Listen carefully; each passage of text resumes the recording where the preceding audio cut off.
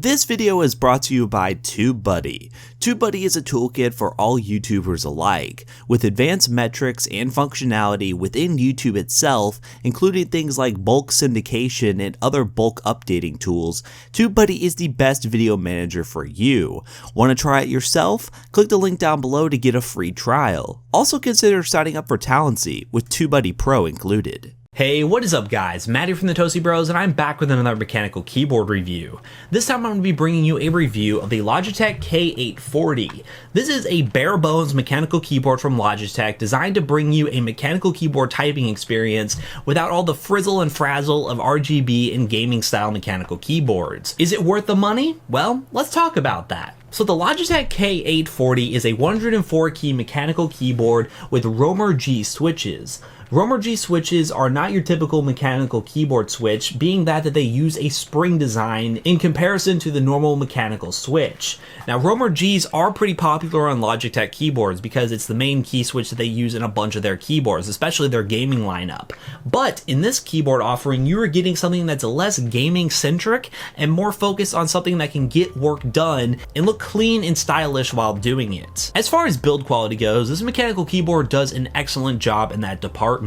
The build quality is very rigid. With the aluminum backplate and plastic unibody, it does do a great job at presenting itself as something that is meant to get work done while also not being overly dull and boring. The color scheme is very neutral with this silver backing with the dark gray keycaps and the dark gray unibody, but it does present itself as something that is very appealing to people who just want something very minimal. Now the keycaps on this keyboard are where my disappointment starts. The keycaps themselves are just your typical ABS plastic, which is okay, I can't complain about that, but they are not double shot, and I understand not going for a double shot keycap because, well, this doesn't have any backlighting at all on it, but the issue with that is the keycaps are going to start to wear down over time, and if this is meant to be a keyboard for productivity or like an office space mechanical keyboard, the keycaps are going to start wearing down way before the switches are even near their end of life, and it's going to cause this keyboard to start looking very dingy and worn out over time. A future revision should have etched in keycaps because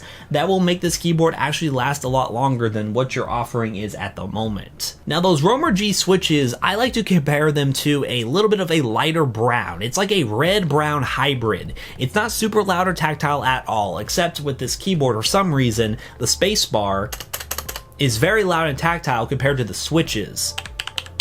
But they do have a brown/red feel to them. They're not as linear as reds, but they feel much more closer to browns with a tactile bump with a decent sound signature to them. But by far, this is way better than any membrane mechanical keyboard out there, and having something like this on the market can be very appealing for people who want their typists in an office environment to have a better typing experience. Now onto the back of the keyboard, where we see some of the greatest features of this keyboard. The non-slick pads are awesome. We have 1, 2, 3, 4, 5 of them in all separate quadrants of the keyboard, and it is doing a great job at keeping my keyboard from moving around on the desk. It also comes with 2 very solid flip out feet that come out at a side angle, which I'm not a huge fan of. Normally I like them to come out another direction, but they are pretty rigid, and I really can't complain with the height that they give to the keyboard on a desk. One complaint I do have about this keyboard though is the cable. The cable is, well, less than stellar. It is basically your normal USB cable with no braiding and is non-detachable.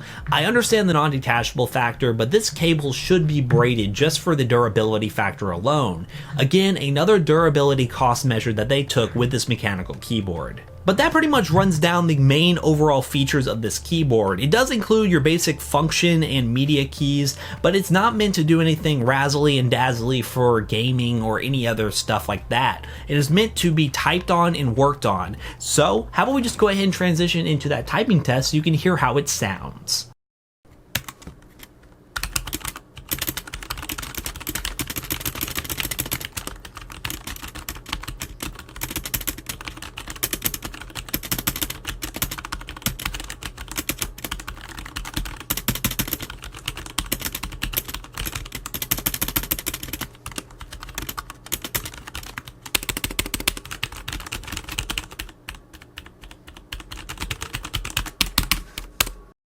Alright guys, so overall, this mechanical keyboard is a very interesting value. I really like the build quality of it, I really do, but the keycaps themselves really sway me away from this. I've seen some budget mechanical keyboards on the gaming spectrum with RGB lighting have better keycaps than this, so it makes me really hesitant to recommend this mechanical keyboard.